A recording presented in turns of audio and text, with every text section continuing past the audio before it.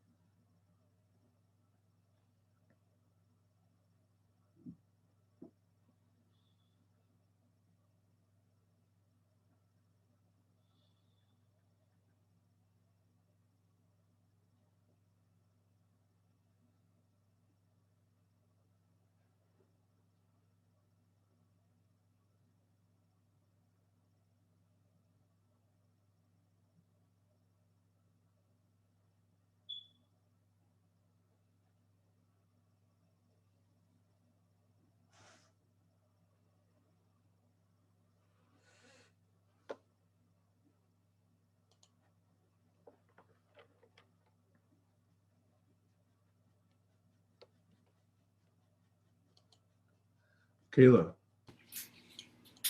Hello. Sorry, I have my speakers turned down low. That's okay. I'm off camera because I'm cooking for the kids, so I should be done in about 5 minutes. Feel free to cook on camera. That's not a problem at all. I don't want to. Anyways, I I just got off the phone with one of my friends, and I'm so sad. I missed a really good, very professional photo shoot yesterday. Wait, is this the modeling thing that you were talking about? Yeah, That would have been fun. I know. I have no idea why. Hi, Graham. Hey, It sounded like it Kira. would have been sexy too. Yeah, it would have been fun. It just, I don't, you know what? I'm probably one of the few women that will turn down photo shoots because I know what they're like. You sit around most of the time, and I don't like to sit around. And it's cold, so I'm sitting around with, I would be sitting around with my corsets on, and it's uncomfortable.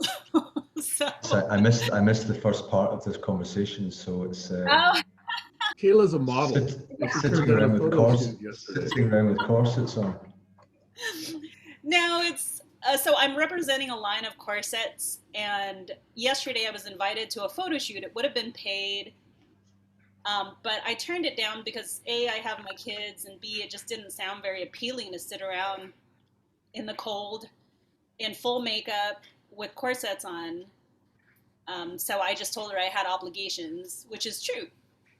But I see the after photos, and I'm I was talking to my friend, and it sounded like a lot of fun. So I don't know. I was telling Sam I'm probably one of the few women that will turn down photo shoots because I know what they're like. They're just like Yeah.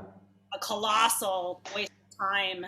Well, I'm sure I can almost guarantee that Sam hasn't had that kind of offer. I certainly haven't. I'm not sure if I turn that down either. I don't know. You're almost sure, but you're not 100% sure. Yeah, so I'm gonna mute myself for a bit because I'm cooking, and it's gonna take about 5 minutes. It's gonna be a little loud, but I am here to listen, and I'll be on camera in just a few. Okay. I'm noticing that Alexander just sent a note. What did he say? Oh, darn. He's in a big crowd poll meeting. Ah, yes.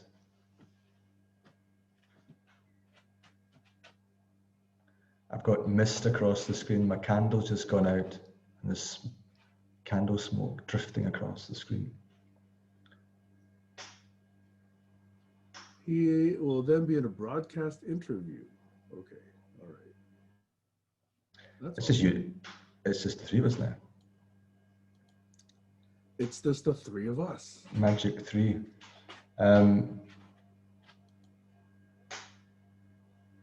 Here's an interesting thing I've found as a subject, perhaps just to start. It's really on my mind. It's on my mind, not my heart. Well, I suppose it's both.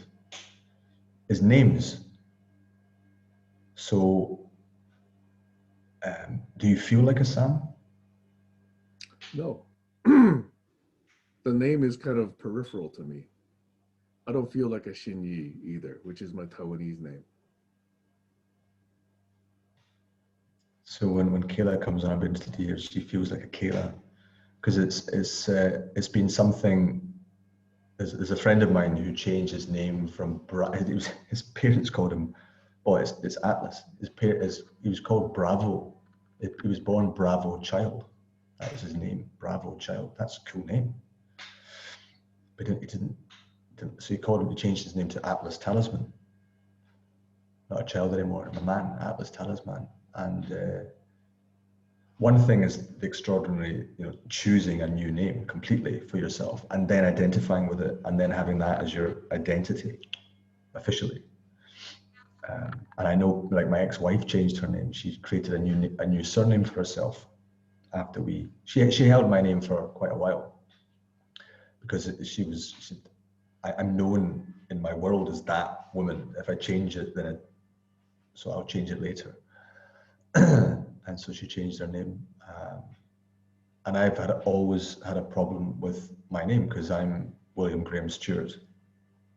Never called William, ever, in my life, up till 2012, when we were doing storytelling. We were doing a whole thing on names. What's a name? And does it matter? And most of it, and it was mainly women on the course, it was 19 women and 2 men, and they said, you're not Graham, you're more Will, you're William, you're Will. Hey Will, just easy, that's seems to be more connected to your personality than Graham. And so new friends now coming into my world, they keep switching to William. So I'm just and on the island here in Andros, people that can't say Graham, so they call me William or Will. So I'm in that phase of, do I now just start to say, please call me William, or please call me Will, which feels very, very strange.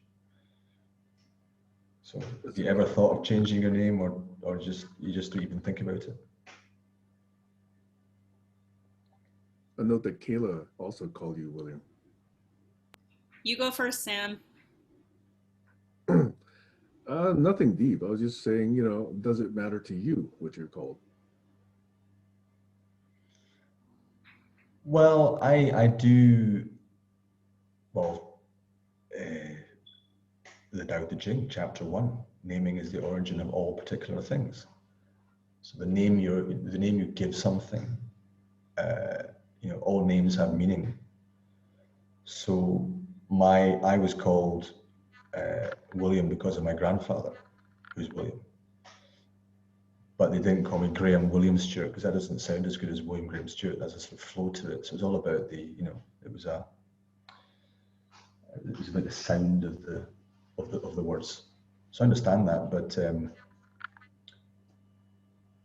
I like names. I like and when people really, I guess, we don't choose our names when we're born, and we just deal with it. But then,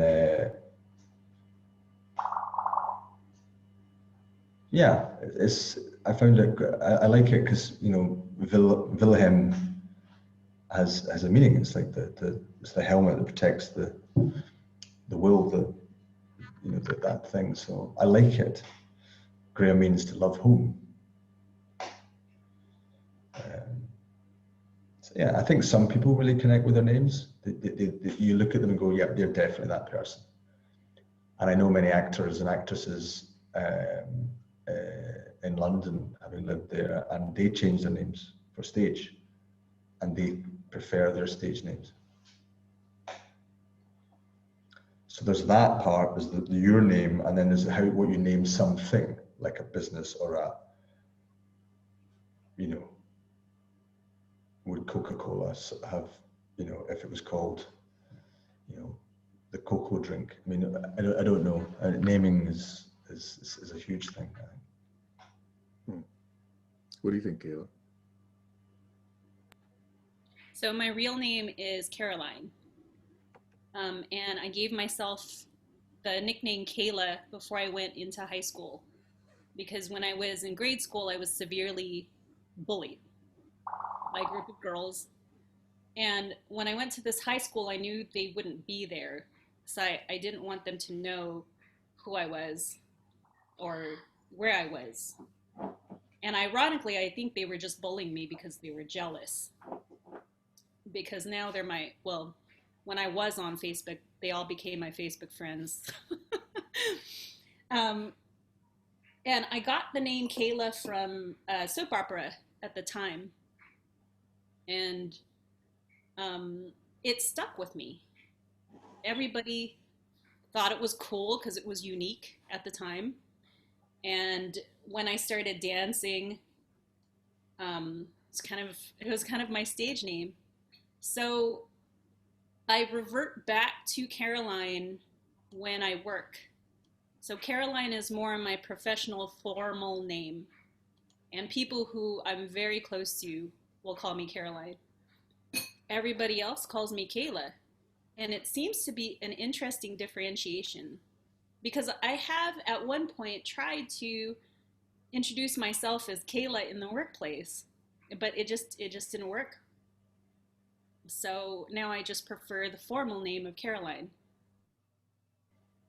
And it's interesting that you say Coca-Cola, because wasn't Coke an ingredient in Coca-Cola? Cocaine? In the beginning, yeah. That's the rumor. Yeah.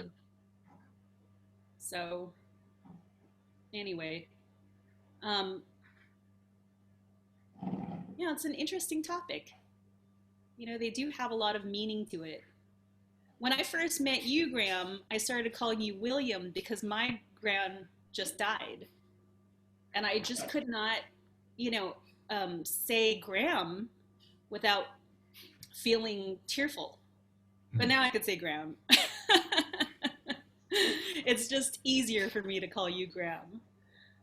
But I like that connection, to be honest, because it reminds me, you know, of my grandmother. Mm. So I hope you don't take to offense that your name reminds me. No, I've been called all sorts of things. So what was your nickname at school? Or was it Kate? just Kayla? Kayla was your nickname and you chose it. What was yours, Sam? Were you? Let's see. Sam was picked by my parents because it was easy for Westerners to say. She thought it'd be difficult to always be explaining Han Xinyi to everyone that I met, especially her and also me and my brothers and other kids. So we just picked Sam because it was easy for everybody. So it was only a name I got when I was about almost 6 years old, because before that, Sam was not in my life. But I understand it's easy, and there's a lot of good aspects to it. You know, people rarely misspell it. They can easily pronounce it well. Sometimes associated with Uncle Sam. And it turns out, however, that in my life, I've known more female Sams than male Sams. Probably by 80-20. Most of the Sams I know are Samantha's rather than Sams and Samuels. So I actually don't have any objection to it. I don't have any great connection to it. I know the history of it. I don't even feel like Xinyi, by the way, because I haven't been that for about 4+ decades, 5+ decades. So I don't identify myself really with a name, but I respond to various different things, usually in context. If I know this person, I know that person is going to call me one thing. If I know that person, I know that person is going to call me a different thing, and it's completely okay with me. They're paths to me, and they don't necessarily have to connote anything that's particularly deep, but it does come with all the other experiences and memories that I have with those people when I hear the voice saying the name. So I don't have any objection to it, but I don't have any great affinity to it. I could change my name tomorrow to Flash and be completely okay.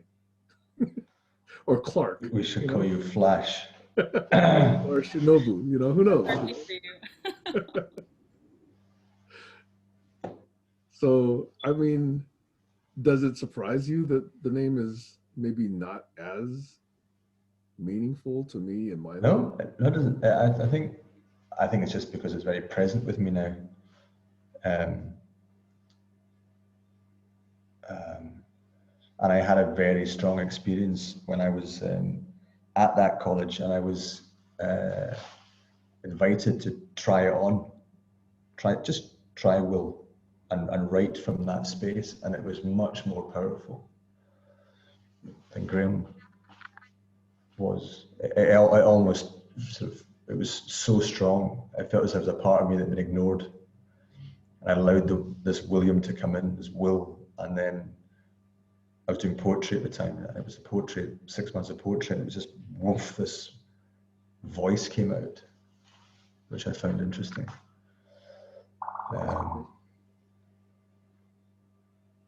Sorry? Did you? I didn't want to interrupt. I thought you were done. No, I'm done, yeah. Can I ask you a personal question? Sure. What was your father's name? Robert. And what was his middle name? Horn. Horn. Robert Horn Stewart. Oh, Robert Horn. Sorry, right. I'm not woken up yet. Robert Horn Stewart. But he was never a Bob or a Bobby or a Rob or a Robbie. It was Robert. That was it. Like Williams or Billy's or Bill or Willie but yeah, William is a different thing. So yeah. And Kayla, in a different language, do you have a different name? Do you have No, a Filipino name or Polynesian name?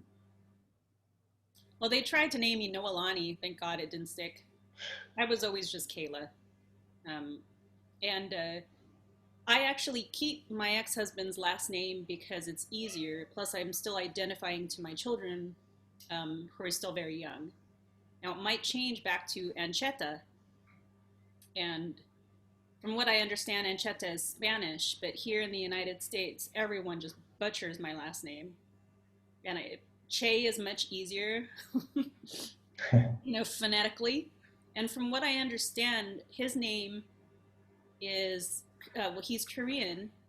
So his last name is really should be spelled Choi, Choi.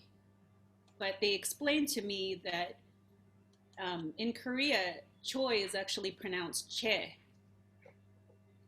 But phonetically, they changed it to make it easier here in the United States. As a matter of fact, he has the same thing that you have, Sam, where he has a Korean name. Um, so my ex's name is Kenny or Kenneth, and his Korean name is Kyung-soo. Obviously, that's much more difficult for people here in the United States to be able to pronounce, let alone spell. So they changed his name to Kenny. But yeah, no, I don't have, thank God, a Filipino name. My cousins do, and it just I'm grateful for Caroline, which by the way was named after Princess Caroline of Monaco.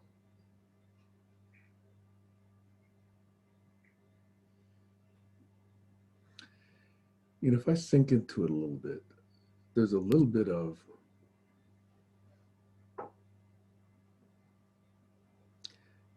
it's a good question you ask. Is that part of who I am? Because it was a name given to me to make it easier for others. Whereas if you look at Asians who come here after the 60s and 70s, many of them have kept their Asian names in Western society. And it's not quite so difficult for Americans to say, oh, yeah, okay, so let me learn your name. But when I got here, there are very few Asians, especially in the communities that we lived in. So, yes, I would have experienced probably 3 to 5% less life because it would have all gone to explaining how to pronounce and spell my name.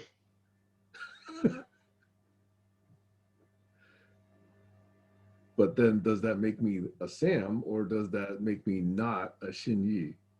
It's an interesting question I'd have to sink into and feel and consider for myself.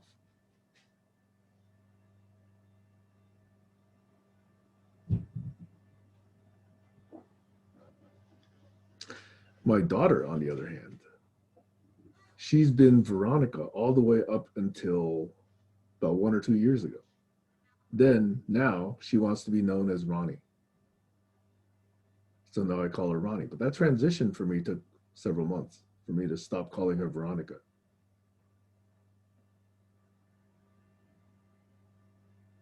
So it does mean things to people.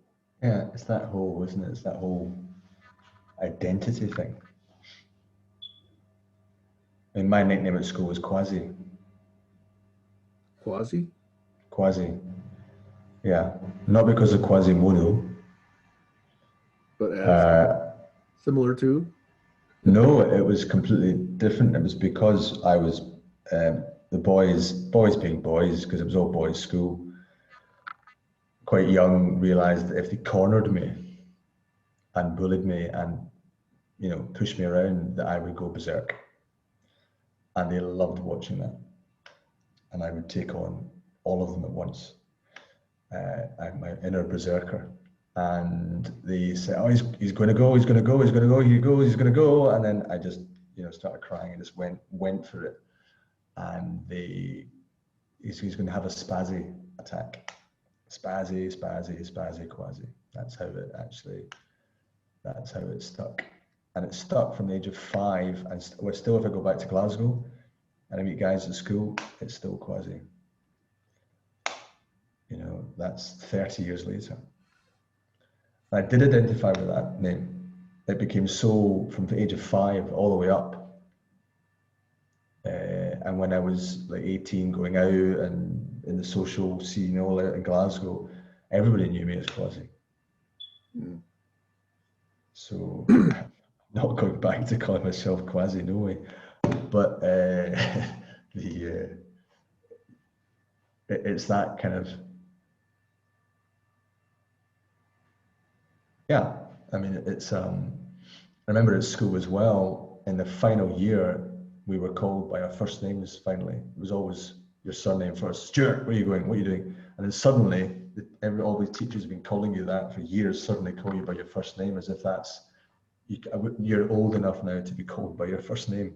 And I just find that whole ritual a bit odd. Hmm.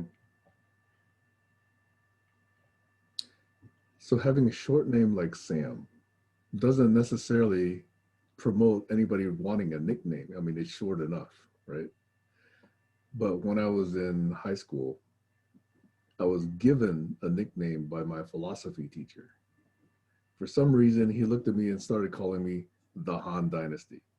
This was not even a name, but he just called me the Han Dynasty. And so other kids started calling me the Dynasty or The the Han Dynasty. Dynasty. So that to me, you know, nobody had ever called me that up until I was about 14 or 15. So that's the only other nickname-ish thing that came up in my life. Now that's different from epithets, which exes have called me, okay? Yeah. Well, that's another subject that's quite linked. You know, it's like my parents or would call, my mum called me Pet. Hey Pet, Pet, like a pet. It's a very Scottish thing, right, Pet? And my dad called me initially McTavish. I don't know why. It's an ancient Irish clan, McTavish. But then it was Gramey, which I really didn't like. So there's what your parents call you. And then the other thing linked to that is terms of endearment. You know, you say, like if I say, it's all right, darling, darling, that sounds wrong. Forget that. I'm not calling you that. Sweetheart, no, doesn't sound right either. Honey, no. It's like these terms of, so what names did you call your exes in the past? Is that a question? It is a question, yeah. To both of you. My ex-wife didn't really call me any nicknames, but my ex-girlfriend called me sweetie. That was natural for her. What about you, Kayla? I use the term love a lot. Which? Love. Oh, love. I don't like babe. I don't know why. Babe. Yeah, babe. She used babe also. Yeah. I don't know why. It just gives me the. So I say love. What about you, Graham? I don't have, I haven't found one that I've liked. In Spain, it's quite easy because it's cariño.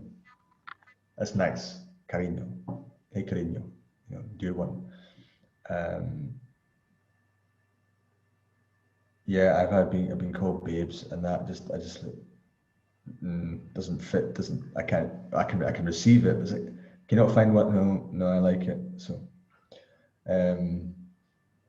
yeah. Can't remember what I called my ex-wife. It was no T. It's called by her first letter T, and I was G, so that was quite simple. G and T with lemon.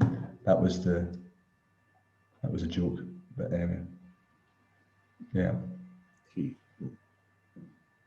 G and T, gin tonic. I'm not explaining it. Ah, okay, yeah. Okay, sorry. No, that's interesting. My both my ex-husband and my ex-boyfriend called me Caroline. They met me as Kayla. As a matter of fact, their friends said they prefer Kayla, but they both still reverted back to my formal name. So, you know, I don't know if it's because my formal name has a deeper connection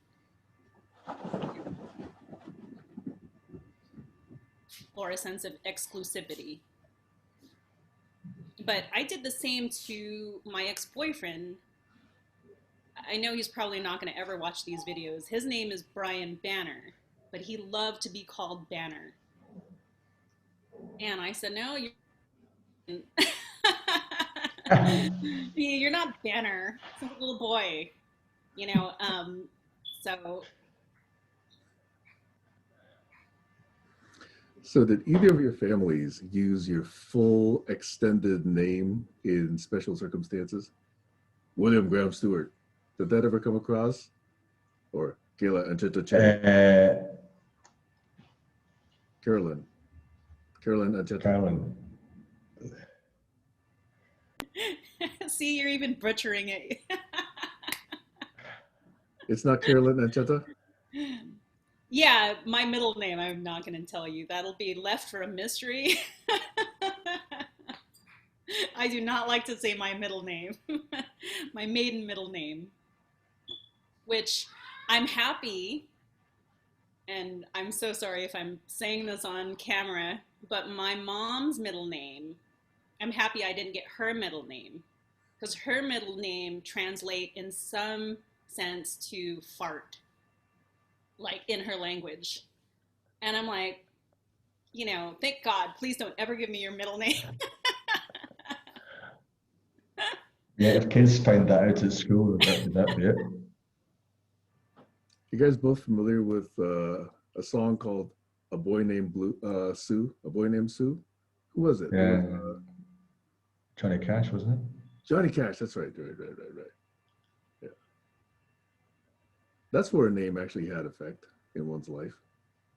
Well, yeah, and I had a friend at school who's called Willie Dickey, and then another person, you know, another name that I've heard of is I'm not joking. I heard this today.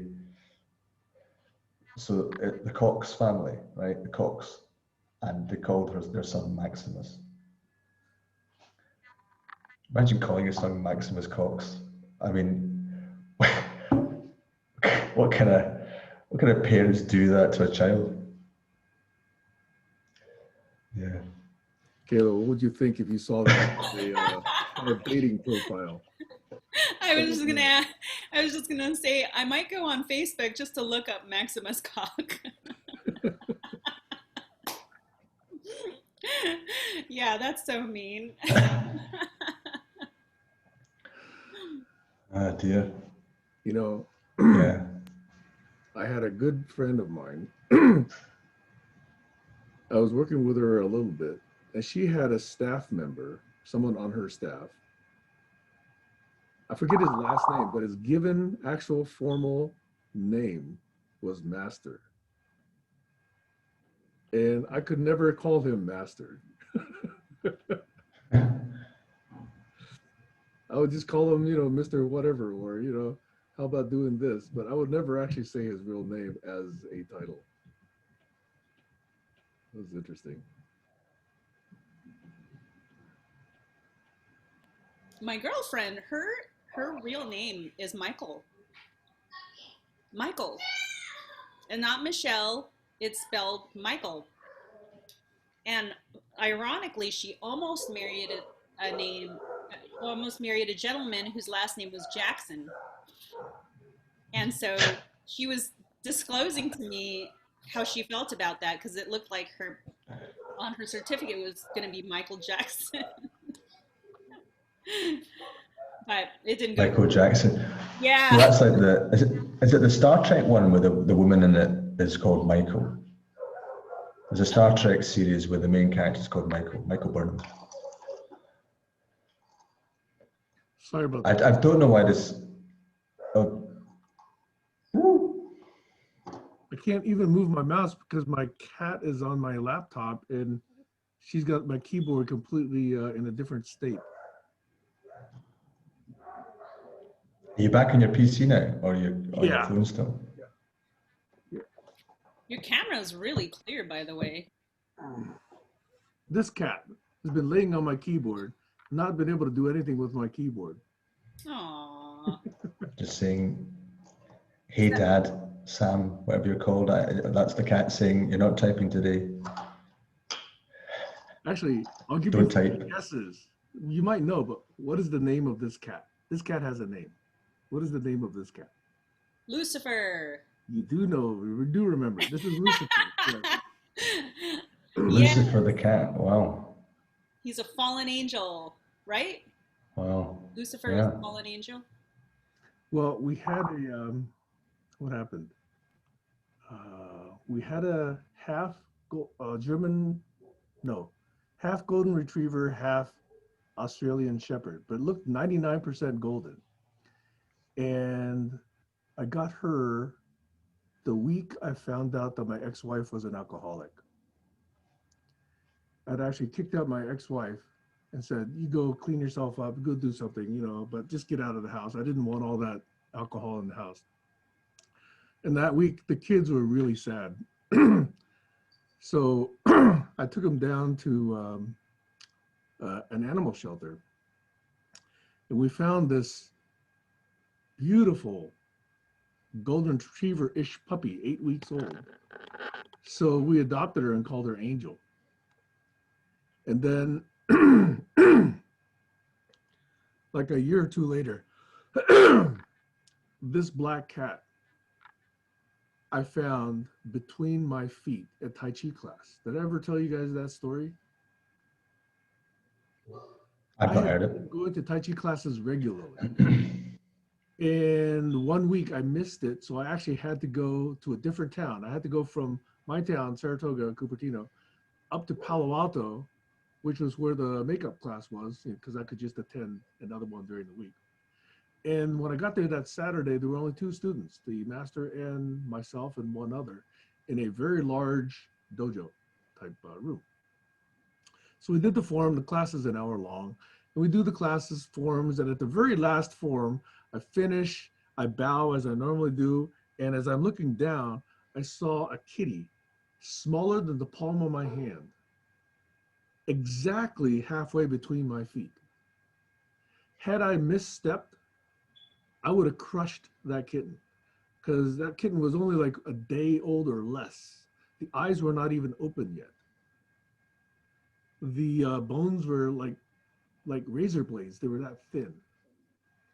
And I had to like use a dropper to feed him for 2 days and take him to the vet for 2 days.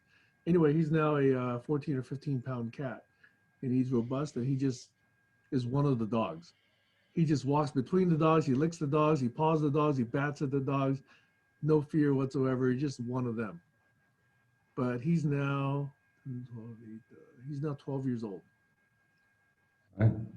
So when I got him, I said, well, that's about, you know, as unangel-like as you could be. You know, he's a cat, he's black, you know, small, tiny. So I just named him Lucifer. And that kind of is my name for him. So sometimes I call him Lucy. Yeah.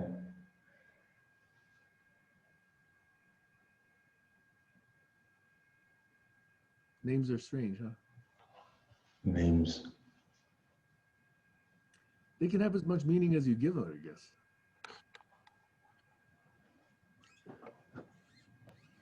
Well, I'm just, I mean, again, sorry, Kira. You go. No, go ahead.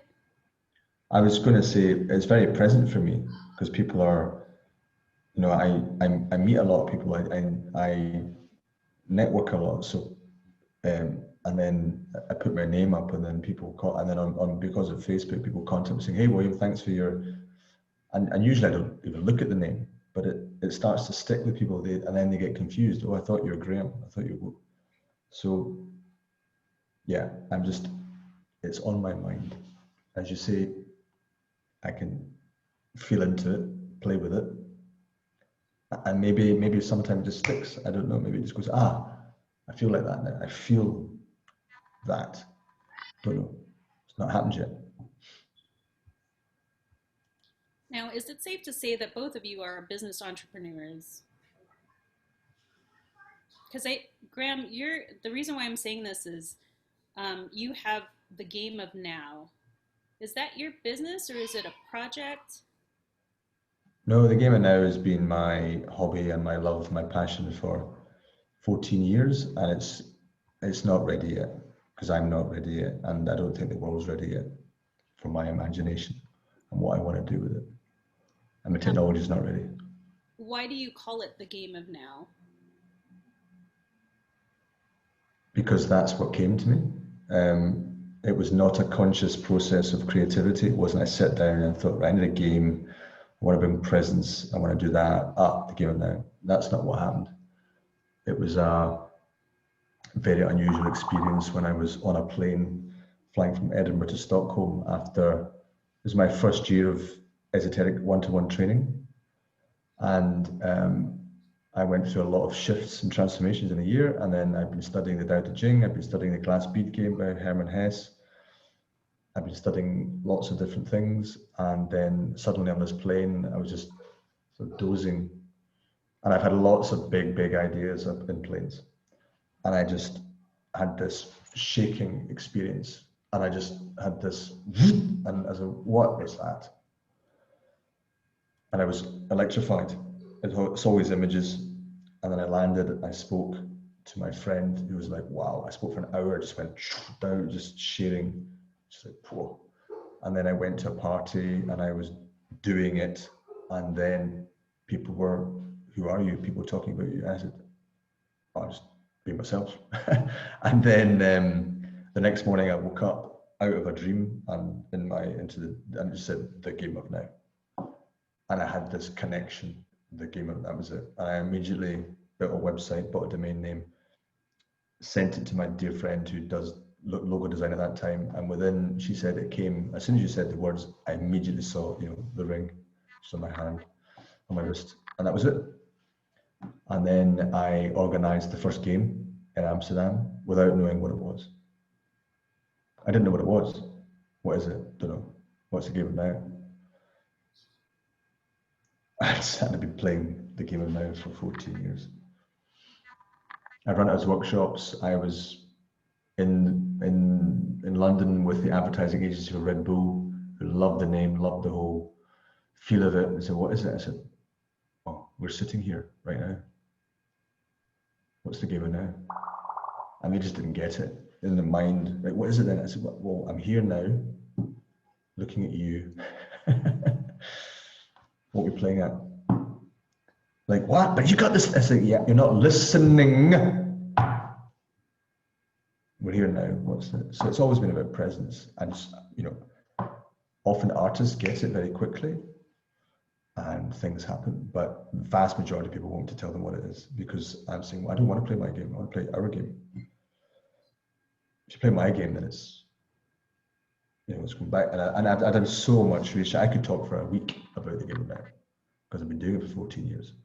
So therefore, I've learned that the best thing to do is not talk about it and just do it if people ask.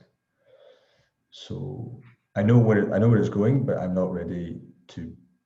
It's going to be. I need to be at a certain stage, a certain sort of stability in terms of my base, what I'm doing, the connections I've got, the money. I know I'm going to be in a phase in 3-4 years where I'm much stronger financially, and I know that, and I said, right, I'm ready now.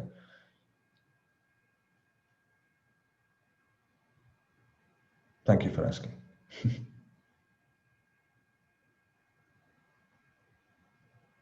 I get it. My business is Ori Tahiti, Ventura County. The name itself kind of has a blasé feel, and I want to change it. But I'm not really ready to have my own audience yet. Like you, it's a stability issue. I got to get myself stable before I launch into my project. Ori Tahiti means dance, Tahitian dance. Ventura County encapsulates the area that I'm in. And the reason why I named it is to make it easier for people to understand as opposed to adopting a Tahitian name, which I plan to do in the future, but I haven't really come across the words that, you know. Anyways, I was curious. I've always been meaning to ask you about the game of now. And when you were talking about Hey, names, hello. I can talk about the game of now past a lot because that's happened, and then the game of now, the game of a future now. It's great fun imagining all the stuff that you can do. The game of now is Kayla, Sam, and William sitting here, brought together via, well, one can trace the route. But in games in the past, I always say I remember this bit. Often I usually make it up as I go along. I don't have any idea because how can I? And if I bring in things from the past, it's like you're just projecting the past onto now. So, but I do always remember to say, you know, every single decision in your life has led you to this room. This is so thank you. There are 8 billion people on the planet, and here we are, 3 of us sitting here. Does that have meaning? Does it matter?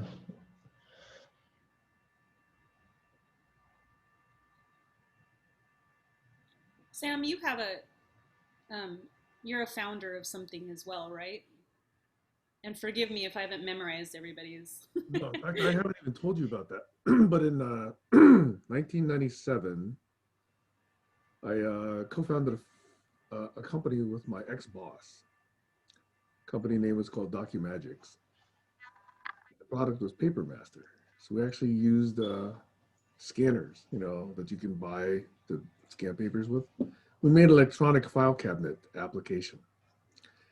And we did deals with HP and Logitech and Umax and Avision, and a lot of scanner manufacturers.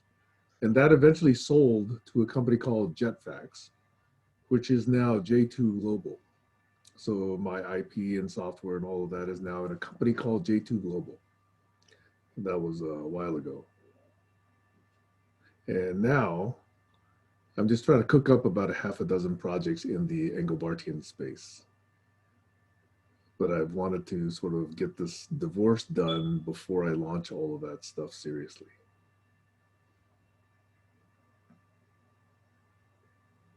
I guess it sounds like timing is everything in terms of the. You know, I am wondering whether I'm just telling myself that as an excuse. I'm giving myself an excuse to not start yet because I'm saying, oh, I got to get the divorce done. So for a while it was true. And I think it's still true because it's still taking about a lot of time. But there's really no reason I couldn't start it right away and still have the divorce going. So I'm wondering just whether that's an excuse I'm giving myself.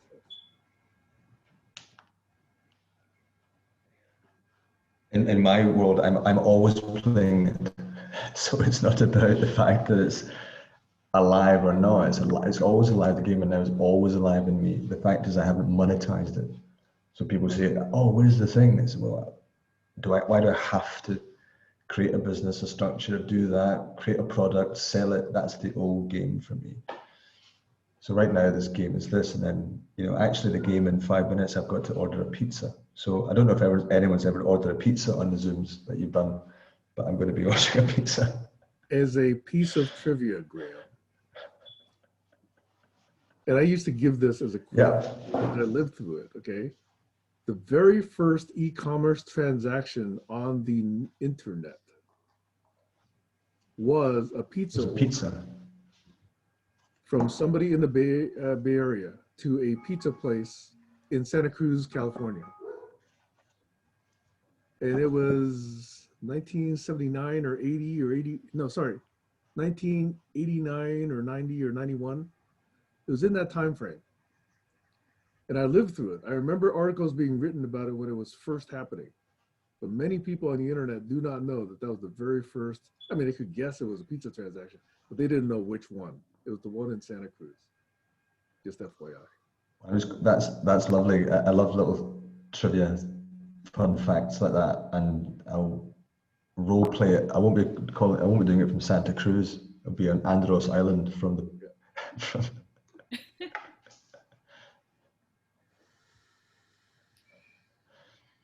So what's left of your days today? Well, I'm putting up Christmas lights. um, that's the first. It's not the first. That's the maybe the third or fourth time I've heard the word. Literally, because I'm here on this island, nothing. So the concept, I thought, oh yeah, that's right, Christmas. Yeah, I remember that stuff. I'm going to go on mute and order this. Okay. Sure. And I'll tell Sam about my Christmas lights. And send pictures after they're done, right? Yeah, yeah. So, and then finish up the yard work. And did I tell you I went on a chainsaw adventure yesterday? Or no, not yesterday, last weekend. Yeah. Let's see. I was just How many limbs did you dismember? I've got it. Sorry, I've got it. I was concentrating. I just heard. Chainsaw. chainsaw. I'm gonna write that. I've got to write that down. I've never heard anyone I say gotta that send you a in my hockey life. mask, Kayla. I gotta send you a hockey mask. You went a chainsaw adventure. Last weekend, I chainsawed the limbs off of a couple of trees. Yes, I know, I'm crazy. And it's dangerous. And I was explaining to a friend the do's and don'ts of chainsaws. I said, you need to commit to cutting down the chainsaw in one fell swoop. Don't stop, because if you do, the limb of the tree will swing down and hit you or hit something. It's just dangerous. And it's scary, to be honest. The chainsaw is powerful, and make sure that nothing you love is nearby, because my wolf dog got really curious and I had to stop because he was very curious about the chainsaw. Um, but I don't know, it just comes down to, if I wait for someone to do it, I'll be waiting forever. So I just do it. But I've learned a lot in my chainsaw adventures. I can Did you chop all buy my one wood. or did you rent one? No, I own this. I chainsawed this big tree a couple of years ago by myself. I mean, it was so dangerous. I was nearly on top of the ladder, on the top parts of the ladders, and the branches are huge. I mean, I had to pull them to the back to chainsaw them, in quarters. But it took a good 2 hours just to trim the bottom portions of my tree because I was so scared. I had to psych myself into just chainsawing, going up there chainsawing it, and rethink my game plan because, I could potentially hurt myself. And I told myself I would never do that again, and here I am, chainsawing limbs off of trees again. Did you wear a helmet or at least eye protection? No, and my friend came by afterwards and she started laughing because I was also in slippers.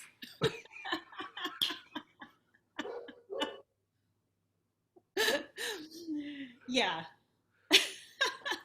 Well, can I tell you a story about my mom? Sure. Talk about dangerous things. We used to go camping a lot with my dad's host family in California. And so one time we went to Yosemite and we didn't have much money. So we rented these little cabins that had just these wood stoves, and no other heating. There's no electricity anywhere, right? So we were like we were three families total. There's two other families, I think, or at least one, and they were in their own cabins. And they, of course, wanted to start up the wood stove. So they dealt with wood. They had to do the kindling. They had to do the matches. They had to build the fire. They had to slowly grow. They had to put the logs on exactly right. So after a while, they got it all going. They came over to our cabin. And our cabin, they stepped in and said, "Whoa, why is it so warm?" My mom had already made this big, huge fire in the wood stove. And she said, how did you build a fire so fast? And my mom said, oh, easy. I just poured a bunch of gasoline on the wood and I just lit it. So That's the way to go. it was potentially quite dangerous, but that was how my mom rolled back then. And she wasn't even thinking about safety issues, you know. She's yeah, so that's a story that still gets told to this day in the family. Pizza coming, Graham? You're on mute. You're muted. Yeah. Maybe he's doing something on the computer. It looks. Yeah, that was it. That was me doing something on the computer. That was. Okay. It's okay. Yeah, that's Kayla told a great. great chainsaw story, so I just thought I was overhearing it after looking at the video. I just think phrases like that, saying, "Yeah, last weekend I went on a chainsaw adventure." It's you never get chainsaw next to adventure, do you? Yeah, it's an adventure for me. I'll give you a badge for that then, you know. Since There must be a badge for that. Things you around. never hear before. Original statement. I don't know. Yeah. So I'm climbing on my roof and putting on Christmas lights. In slippers? No, I'm going to be a little bit smarter. I've kind of slowly am getting out away from the slipper phase. You know, I've gotten hiking in slippers several times. You know, and I actually hiked. Well, I didn't hike Angel's Landing. So, are you familiar with Angel's Landing? It's in Zion National Forest in Utah, and it's probably one of the sketchiest hikes because you hike uphill, obviously, and then you go to this extremely narrow path, and then you get to the top of Angel's Landing. You know, speaking with people who've actually gone mountain climbing, they say it's not really hard, but it's just scary because when you're going through Angel's Landing, there's drop offs on both sides. So if you slip and fall, you die. It's a certainty. And people go there all the time because it's on their bucket list because it's very dangerous. And there's only a chain that you can hold on to and hike through. So I went there this year in March, I think, and I had Nike tennis shoes on, and it was probably the scariest thing I've ever done. Not to mention my shoes were worn out. They weren't rock climbing shoes, which you need some grip. I had no grip. And going up Angel's Landing wasn't as scary as coming down from Angel's Landing because it was so narrow. And, you know, I'd gone during a busy hour. There was a bunch of people going up and down, and just standing there and waiting for people to go down is scary. And I'm telling you, I went down on my butt. I did not care. I wanted to live. And I just remember like yelling at people down there. I'm like, you guys gotta wait. Because I'm like crawling on my butt all on the way down because it was so scary. And, you know, I didn't want to slip and die. So I didn't care that everyone was giving me dirty looks because they're probably scared that they're hanging on the side, waiting for me to crawl down on my butt. So I'm discovering that certain types of shoes now are necessary to do dangerous things like hanging lights and cutting trees. Might not be good in Nikes or slippers. That's another nice phrase. I've learned that there are certain kind of shoes that one requires to do dangerous things. That's a good poem.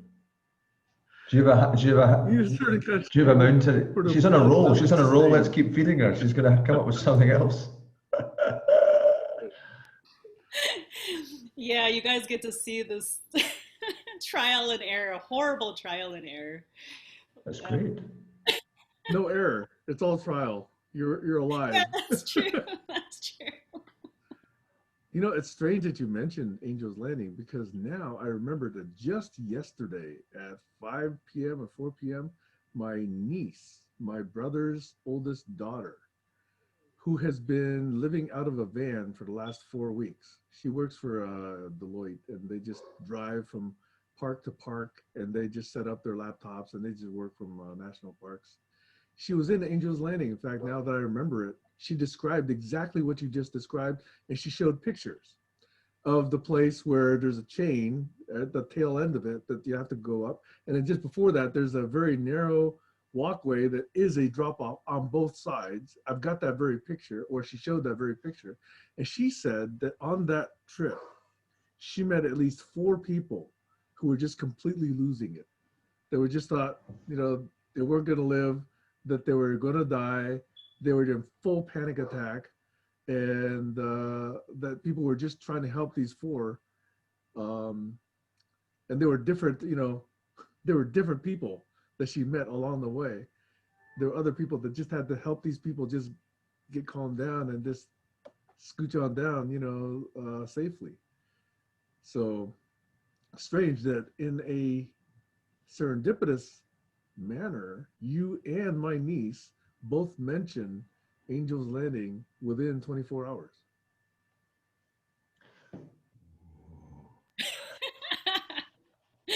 It's definitely a mind fuck, let me tell I- you. You have pictures Well, of it?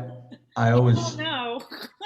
it's, It's too it's, busy being scared. Sorry, Graham. Go ahead. no, I was saying that it's funny that there's a whole argument. They say that, you know, things are mentioned, but then in 99.9% of the conversation, things aren't connecting. It's like it's somehow isn't that, it's an interesting little thing. But I was just remembering talking about mountains. It was one of my most transformative experiences. I only done mountain climbing once with rope. And we did it with rope and no helmets in Scotland, not in the rain, but it was sort of damp on an amazing mountain called Buchel et of Mor, which means I think it means the Great Shepherd. And it's a famous one in Glencoe in Scotland. And I was doing that. My mentor at that time was a mountaineering instructor, so that was, he'd done it before, he'd been trained to do it, and we were going up, and there's a whole protocol, you know, climb when you're ready, and you tie the rope up, you tie it around rocks, you climb, then you know, next bit, he goes up, climb when you're ready, up you go. And we got higher and higher and higher. I got to the point when it was flat, you know, like flat. Vertical? Yeah, sorry, vertical, sorry. And I looked down. I said, "Woof, that's a long way down." And it's, you can't see up. You can only see the vertical thing. And I couldn't see the hold. I couldn't, you know. And I just shouted up, "I can't see a hold, and I'm stuck." And he says, "We've got plenty of time. Just relax, relax." I'm on a rope, I've got no helmet, and I'm, you know, he was in his 50s at the time, and if I fell off, would he, you know, plus the rock with that? So I was strangely paralyzed in this. I mean, I don't have the emotional memory, but I'm sure I was shitting myself, to use a Scottish expression, and I just remember after a period, he said, "You're going to have to make a decision.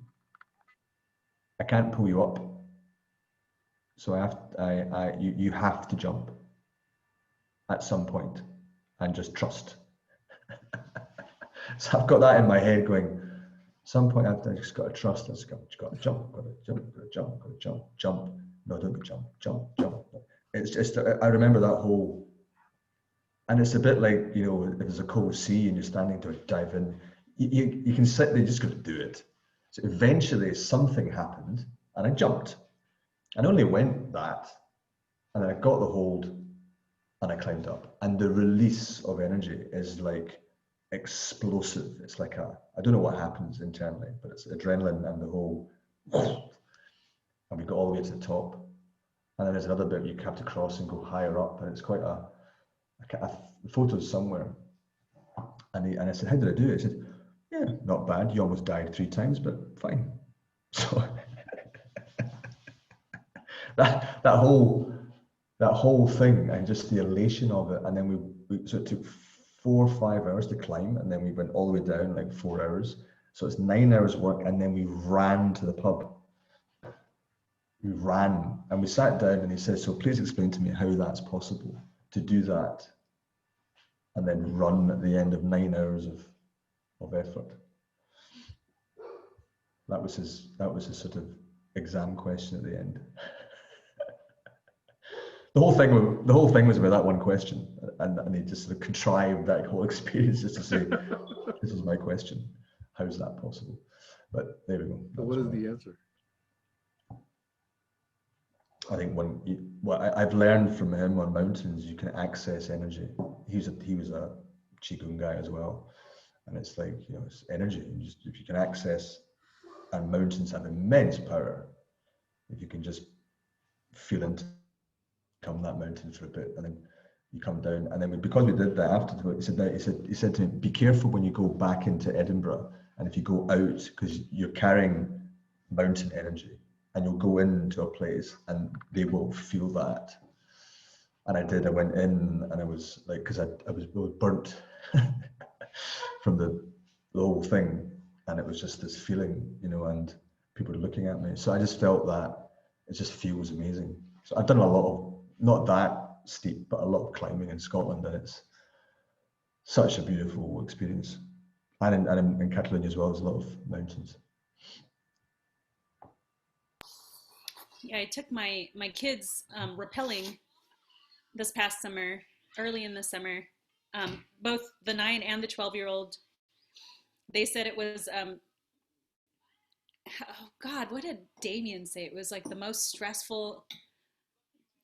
fun yet stressful experience. And let me tell you, there's nothing more frightening than watching your kids mountain climb. Because there were places where they had to go over steep, Going down like 100 feet tall. 100 foot? Wow. Yeah, and what did you guys do? You guys climbed around too. That was scary. Yes, he was crying. Oh, Mom. I know. And then I took pictures. So Sam, to answer your question, I did not take pictures of Angel's Landing because it was so scary. And then you gave me a picture of me crying. And then I took a video of them, and in hindsight, I was looking at that video, and I'm like, oh my God, this is it was probably very scary for him, but it was scarier even to look at the pictures. Well, the whole thing about narrow pathways way up high really came home about August of last year, 2019. A very good friend of mine, in fact, my best friend in high school, and his wife, who he met in freshman year, and the three of us hang out a lot together. We went to freshman physics together. They ended up being married. They were married for probably over 30 years. They were hiking. They go hiking every weekend. Washington State has over 300 peaks that are very famous for hiking, and there are people that try and do all 300 in 1 year. It's really crazy, okay? But anyway, she lost her footing last August and fell to her death. So this stuff is scary, and they're very, very experienced hikers. They go every weekend, probably twice a week, and they've been doing it for 30 years. And even so, all it takes is one slip. One slip.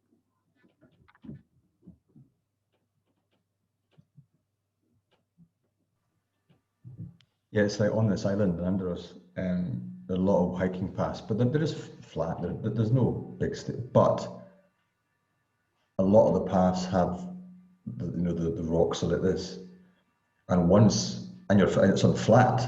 And there's one point I slipped a bit, and I didn't fall, but there was like a rock with this. I mean, I could have.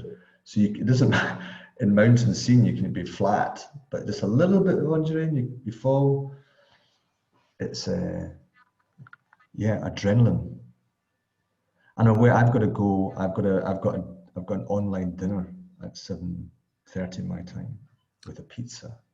I hope it's wonderful. Thank you. Thank you. Yeah. And Hey, Maxwell, where's that Damien? and Hi. hi, Maxwell. I'm I leave to Austria tomorrow, so I'll be maybe in a place called Graz, which is where Franz Ferdinand was born, the guy who got First World War, you know, that whole thing. So it's Graz in Austria is an amazing town. My friend's there, so I'm going there, and I may be in Graz next week when we talk. Or no, I don't know. Don't know. I'm gonna message you, okay, Graham? Okay. I want to ask you about energy. All right.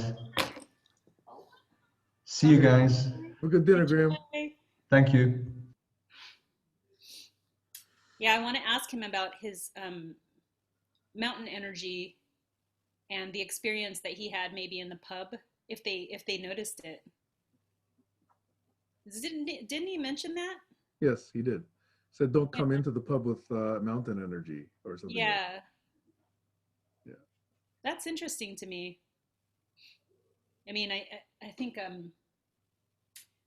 Daryl Anka, he's the guy who channels the alien Bashar. I don't know if you've ever watched that. It's really fascinating, whether you believe it or not. He has some really interesting things to say, but one of them was energy. Like, why don't we see aliens? And he said it's, the alien Bashar said it's because you need to vibrate on a higher level. Otherwise, if you see us, we might, you might be so overtaken by their energy that you lose yourself. And I'm wondering if that, when you were talking about angels landing and for people who panicked, yeah, there is that.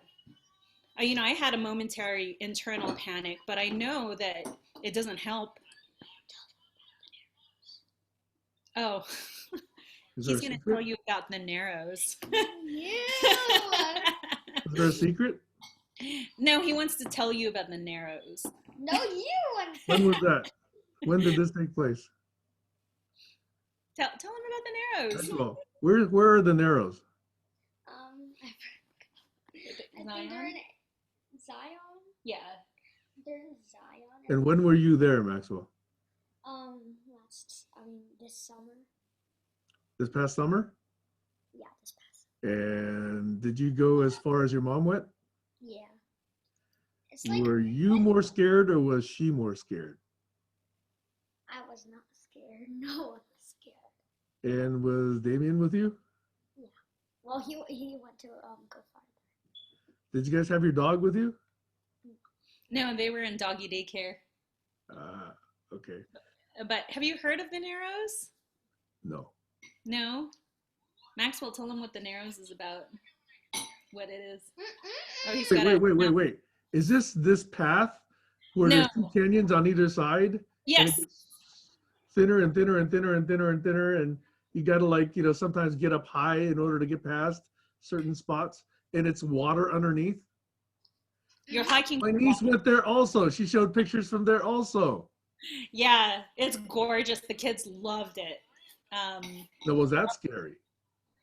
Was it scary? No. No, Did he you have loved to it. go into the water though? Because I heard the water sometimes is like 3 or 4 feet deep in places. Yeah. Yeah, he How tall are went. you, Maxwell? I almost sank because I'm not 4 feet tall. So you can swim through that, right? Mm-hmm. Yeah. And Caroline, did you wade through that or did you walk through that? Yeah, we waded through. You can't. There's no way you can take a different path. But again, another another area where it could potentially be dangerous because, especially in the springtime when there are flash floods. A family here in Camarillo died because a flash flood hit the Narrows and wiped out the entire family. But they were hiking in the springtime. So thankfully we hiked in the summer where there's probably less probability of a flash flood. Was it crowded? Yeah, it was pretty crowded. Um, it's big enough for You social still distance. get by each other? Oh yeah, Okay. yeah. When I hiked the Narrows myself, I was also in slivers.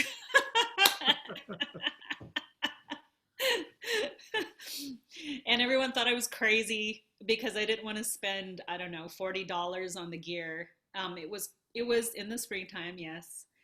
And it was cold. So I was one of maybe two people to hike without a stick and sled without gear. And people were just looking at me in awe. And it's the funny thing is, it's true when you're talking about cultures, because as an island woman, I got my footing really fast. Hmm. I mean, I was just through the water with my balance and everything.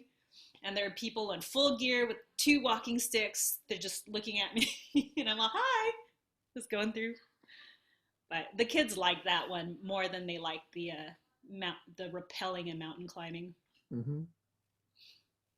So Yeah, it sounds like you and my niece went through very similar trips. She went through all the national parks in Colorado, Utah, Idaho, maybe New Mexico, Arizona. It was like a whole month they were living out of a van. So she went to Bryce, Zion, Arches, Natural Bridges.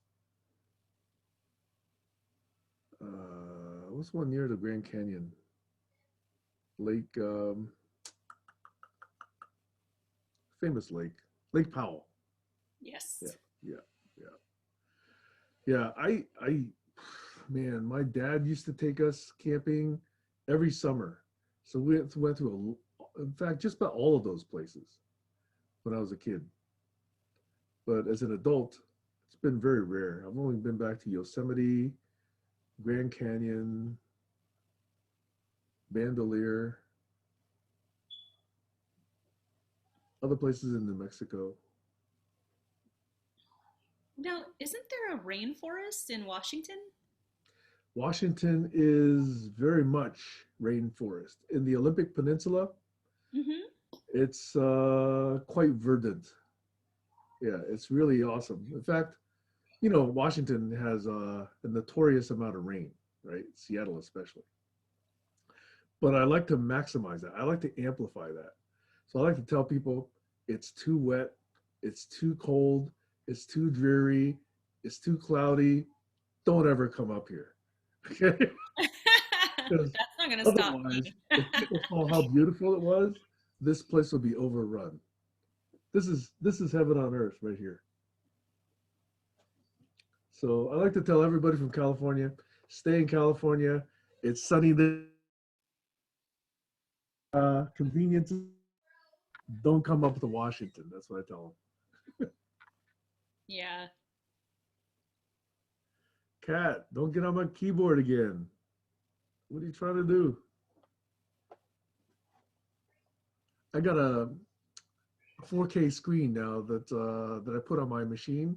So literally, the right corner is up there, the left corner is up there, the bottom corner is over there, and the bottom corner is over there. It's like a 58-inch screen I'm using for my computer now. So when I'm looking like this, it's because all my windows are all over the place. I love it because I can see a lot. So See, I you know, imagine, I don't know why, but like, I imagine you being like Tony Stark nowhere near as smart. Nowhere near as smart. with your But computers. I got about 9 different machines scattered around the house. I got the computer over there. That's the one that's real easy for when I'm in bed. This is for when I'm just rolling out of bed. I go 3 feet. This is where I sit, get my work done. So my commute is about 3 feet. I actually have an office upstairs where I have an iMac and my printer, but I got to go it takes me about 15 seconds to get up there. It takes a long time. Then I have another office downstairs, so I like to switch scenes, change of scenery. So there's another office down there.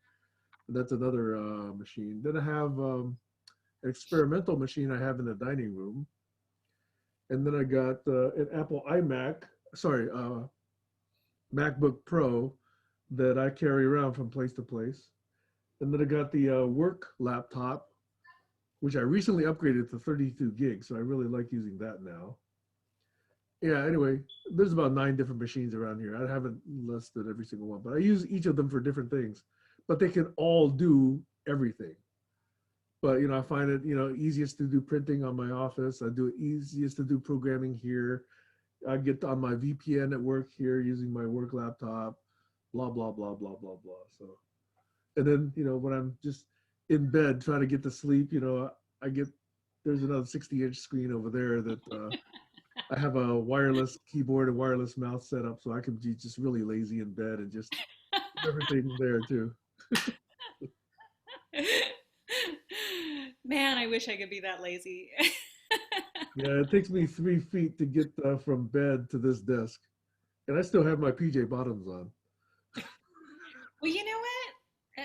I almost want to say that's definitely not lazy in the sense that you're, you know, from what I understand, you exert more energy when you use your brain. That's why oftentimes people get tired after work, even if they've been sitting in an office. Yeah, concentration does take a lot. Yeah, Yeah. I can attest to that.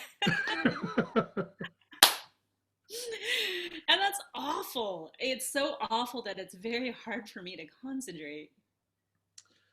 Well, maybe I get to fool you every weekend thinking that I actually can. You know, Yeah. I mean, sometimes, in these DCC conversations, I swear I just go elsewhere because, things happen in those GCC conversations, and I try to moderate a little bit, but I try not to do too heavy-handed. And sometimes it's fun though for me to just re-enter the room and just say, "What the bleep's going on?" I did that a little bit yesterday.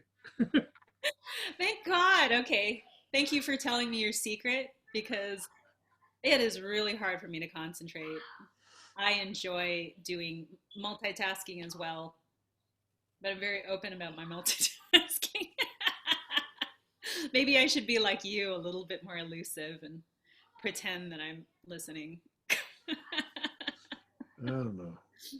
I'm about to get very crisp on certain conclusions I'm coming to in GCC and Collaborology, and just see who wants to come with me, who doesn't want to come with me.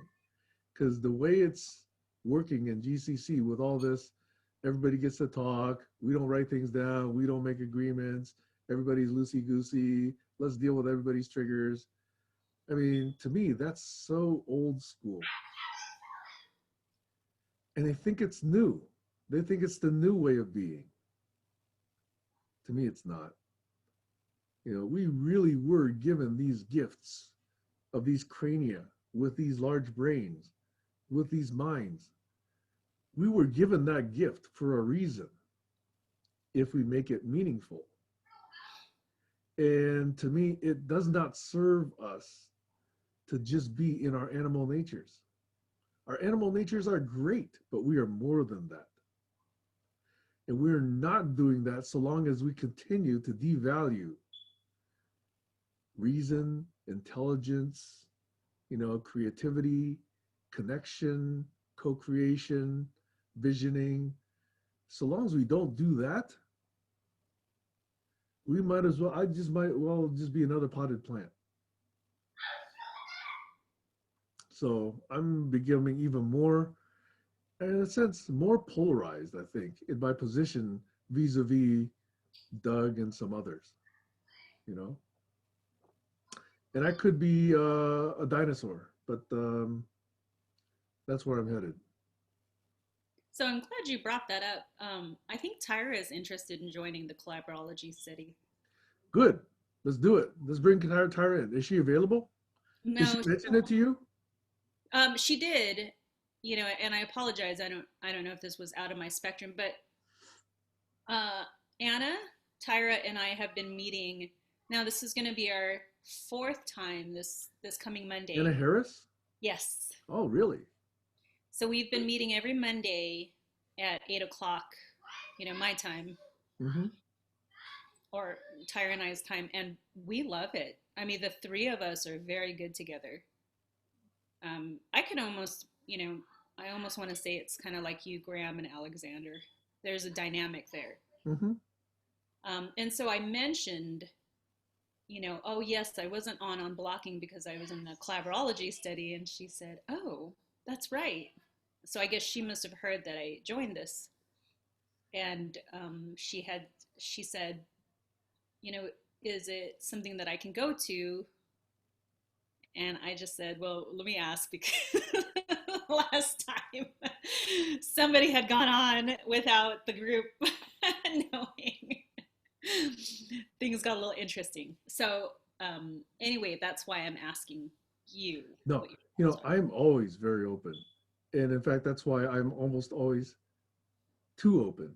You know, I assume that other people are as open.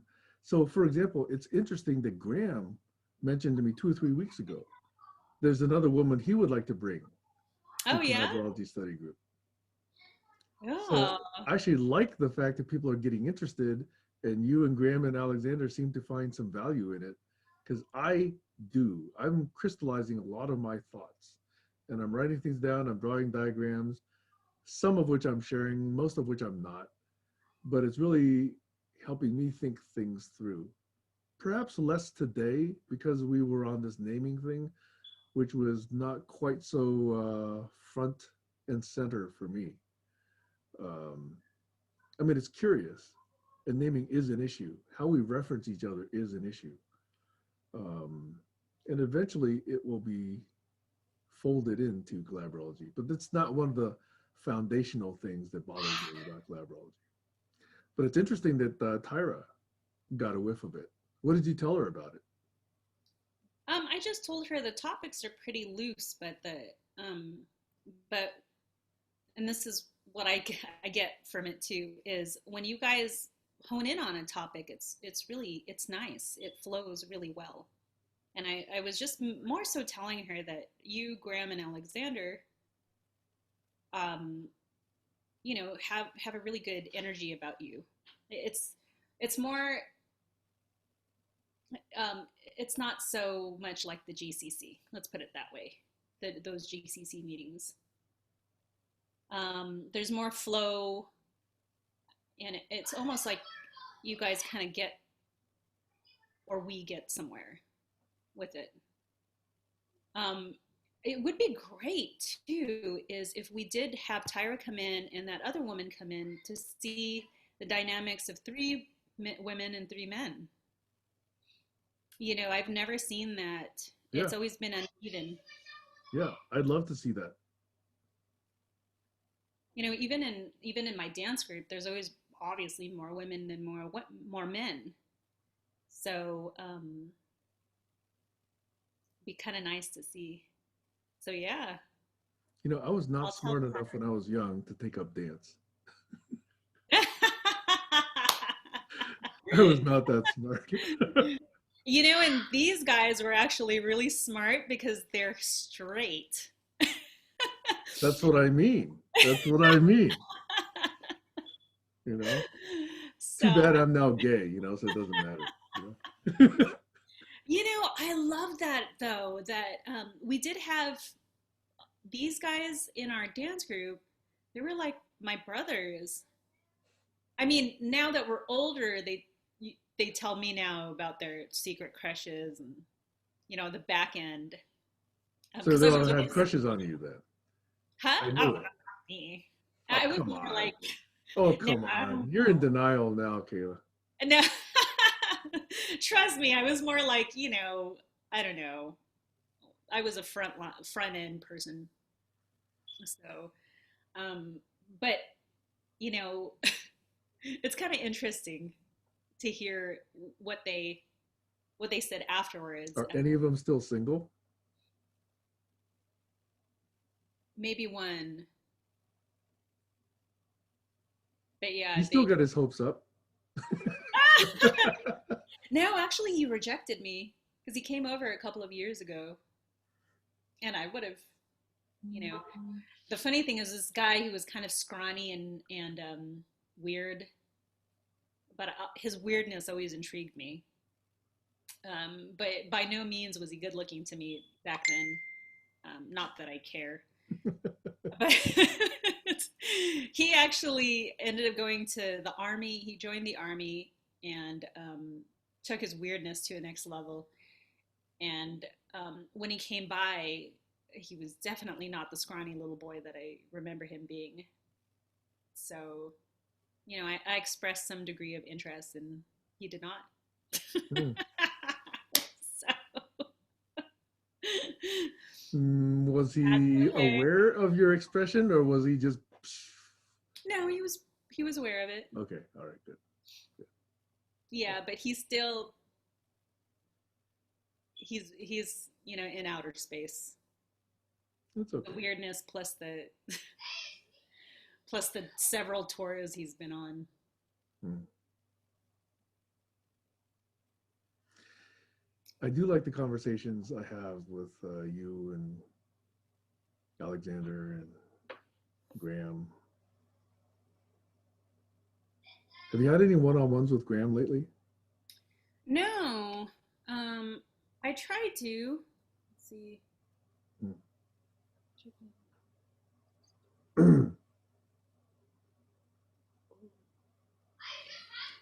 I'm curious to see what you and he talk about then. Um, Let's talk later about some of that. yeah. No, I just actually got a message from him. Return it. Huh? Go ahead. I don't know. I Did thought he was at dinner. Yeah. Um, anyway, we'll disclose it later. Okay. All right. Oh God, I feel so bad. I'm sorry, Graham. Nothing bad about you at all. I just looked at a message and I'm so sorry. But anyway, yeah, let's get Tyra in. Yeah. So is she up? No, she's on the plane. Oh, that's right. She missed the plane. Well, the Yeah. 4 hour layover, she said. And she was still trying to get home, right?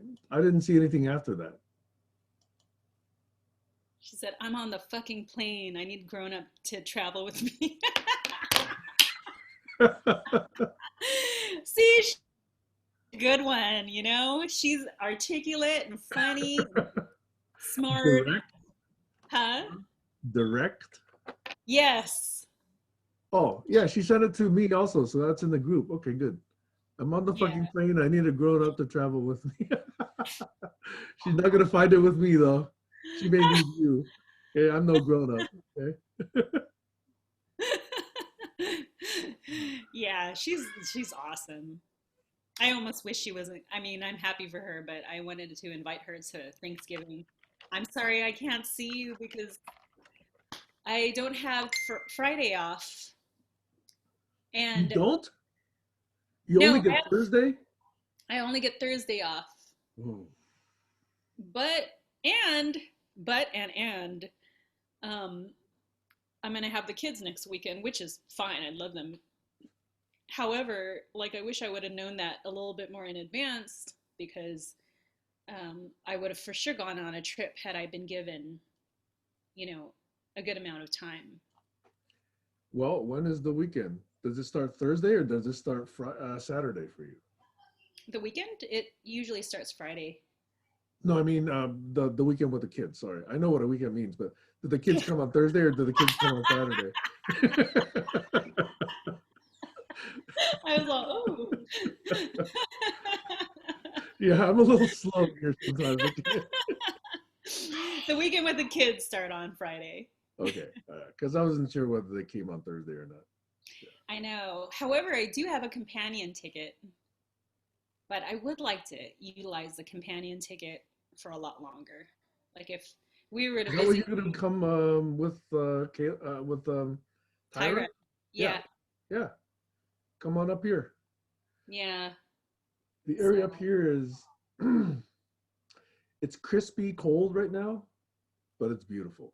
yeah, And sometimes it looks like, when the clouds are settling here, right here on the ground, it looks like we're in heaven, you know? And then when they lift, the water is beautiful, you know? And what happened like 2 days ago? I heard right outside my bedroom window here a cat just go meow, meow, and I thought it was Lucifer in trouble for some reason. I went upstairs and Lucifer was sleeping on his, favorite chair, and I go outside and I was trying to figure out whether I could see another cat, and a big owl flies up from where my window was. So an owl must have attacked a cat, a different cat. And now I can't see the cat. So I'm hoping the cat survived. It was a big old owl. Well, the owl Yeah, was like quite large. they're It just predators. flew up and sat right on the deck railing and just looked at me for like 20, 30 seconds. We were just looking at each other. And I was fumbling with my phone. I was trying to get a video of the owl. And just as I got ready, my dogs just bolted. My dogs just went for the owl and just, made him fly away. So they were just, I could have just chewed him out right then and there. But because I was standing in this open doorway. I was just trying to, just engage this owl in meaningful eye contact. Those are the kind of moments you get to have up here, in the Northwest. Yeah. Well, I would like to drive up there because I know you're dog friendly. Definitely bring your dog, but that's a long trip. That's a 3-day drive if you were to do it in a reasonable way. Yes. 3 days. That's a long drive. You know me, chainsaws and slippers. Okay, bring your chainsaws, bring your slippers. Sadly, I'm not very afraid. Or no, I am afraid of a lot of things. I don't let it paralyze me. Well, as long as you don't mind the long stretches of driving on your own. See, I sometimes enjoy that too. It can be very meditative, you know. Well, we I'm had on another video right adult. now, so I should probably not confess this. But there were times that I drove from the Bay Area down to LA or down to Irvine to see my dad, and I drove at crazy speeds. In fact, I'm surprised I lived through some of that. Oh, I had just gotten my S2000, my Honda S2000, and I was just going to open it up. And let's say I made record time down to Irvine. I won't tell you exactly how quick I made it down to Irvine, but yeah, in retrospect, that was not a smart thing to do. But I, I've heard other people driving crazy speeds on I-5 late at night also, and just passing trucks. Like these trucks will be going 60, 70, some 80, and just passing trucks like they were just like standing still, you know? wow. And that was crazy. I won't do that again. But I-5, it can be meditative. Just, Yeah, if Tyra comes with me, she can drive too. no, I suspect you won't be meditating. You guys will be telling stories. Oh, yeah, exactly. Make the drive even better. I kind of want to rent an RV to go up to your place too, so that way, well, for one, I've got the dogs and Yeah. they won't be welcome in most places, and two, it's just more comfortable, I think. Actually, once you get to North California and Oregon, you can actually look in Yelp and other places that show you dog-friendly motels. It's actually Yeah, quite convenient. I've seen it. I've done it. yeah. But it would be nice for the kids to be a little bit more comfortable in a roomier area. Yeah. And RV, they'll have plenty of space. They can just lay Yeah, down. They can nap, whatever. Yeah. because the dogs too. I mean, Rocky's always like right next to me when I drive, drooling, and there's like drool inside my car on the Does windows. does he know other golden retrievers? Yes, he's so now in his dog daycare, he's paired with the bigger dogs. Okay. So he gets along well with obviously the more hyper breeds. But your dogs are pretty hyper, huh? They can, well, the young pups are pretty hyper. The older ones are 4 years old. They just like laying around and just looking at things. Yeah, yeah. But the 1 year olds, boy, they still have a lot of energy. Yeah, then he'll get along with the 1 year old. They still wrestle a lot. I mean, all four of them actually still wrestle a lot. That's how they get their energy out and they play with each other. So there's always, these wads of, matted fur and, every time I pet them, there's dog saliva all over them. they're wrestling with each other all the time. Yeah, that's why I take the wolf dog to daycare. Because my older dog gets pissed off Oh, after okay. some time. He So gets you do really that every day? He goes to daycare every day?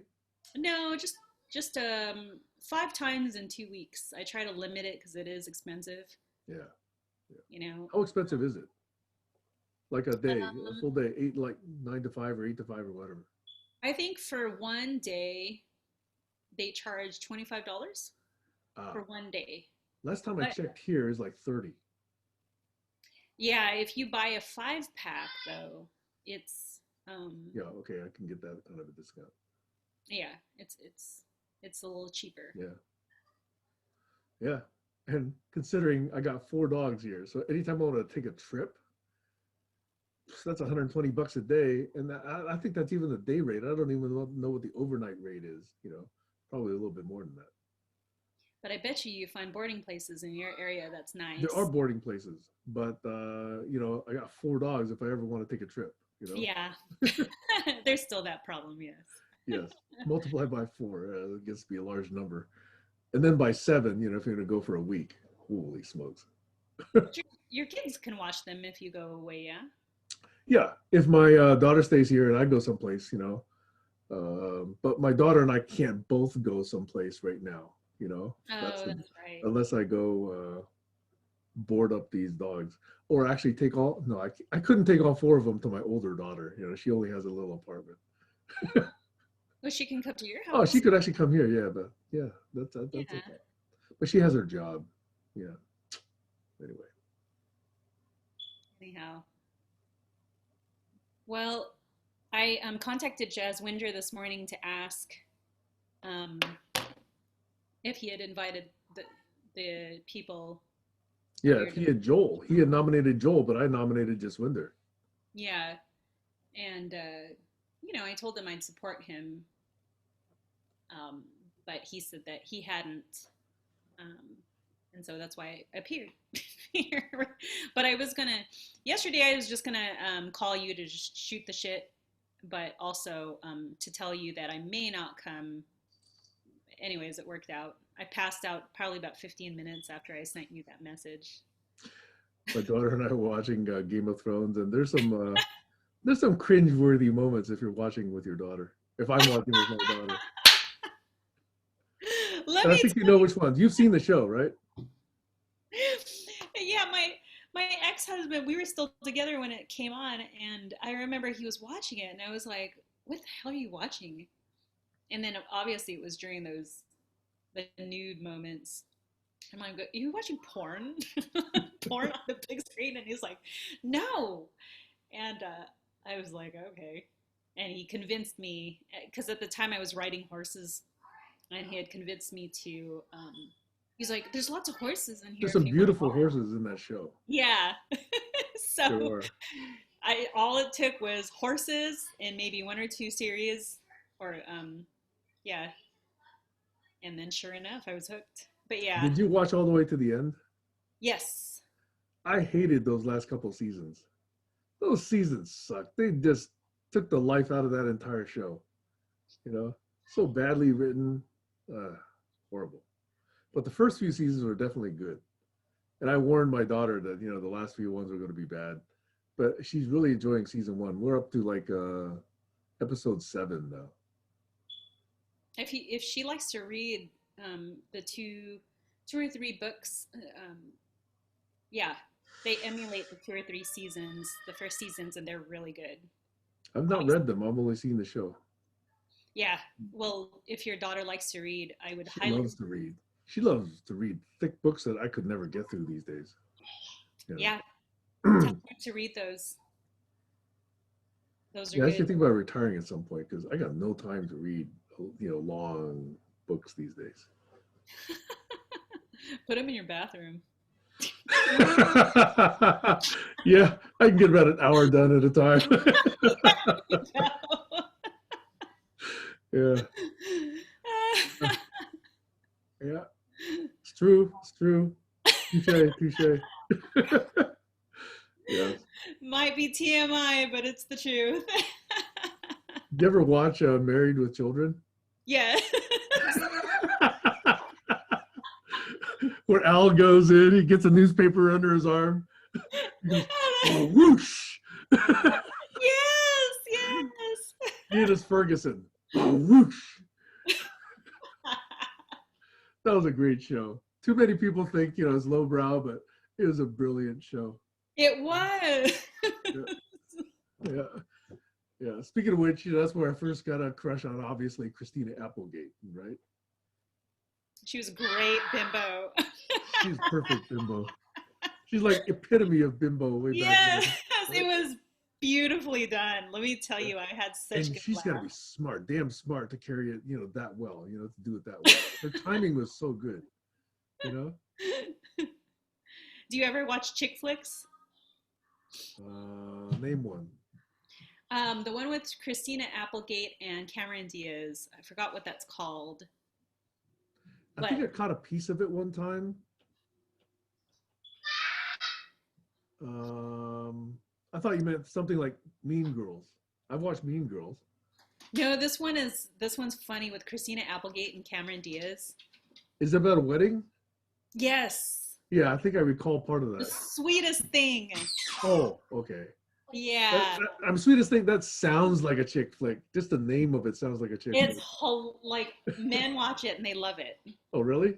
Yeah, because it's hilarious. Okay.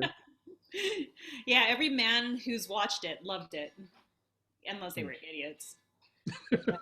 Yeah, trust me, I know a few. They're like, oh, I don't get it. I'm like, oh, yeah, 'cause your brains aren't there. But Okay. yeah. I'll see if my daughter wants to see it. She's not as big into chick flicks though, or rom-coms. She's more into anime these days.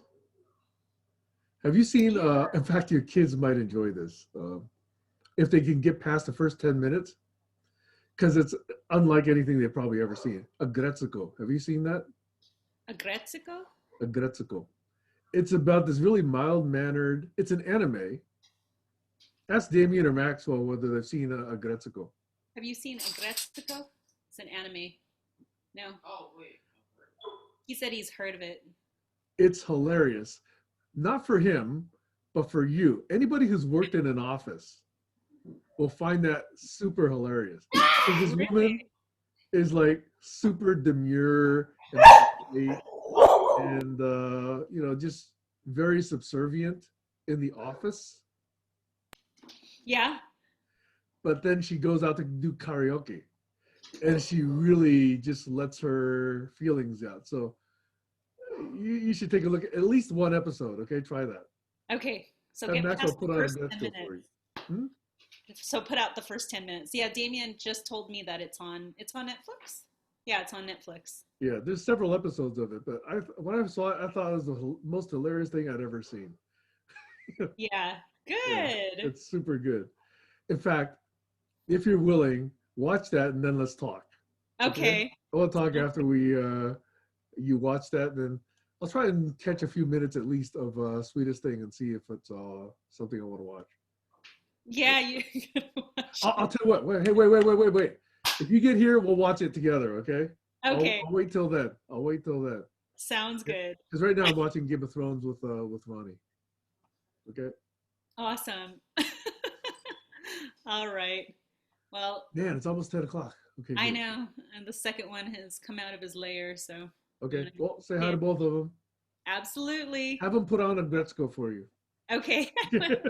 Okay. All right. Talk to you later. Bye. Bye-bye.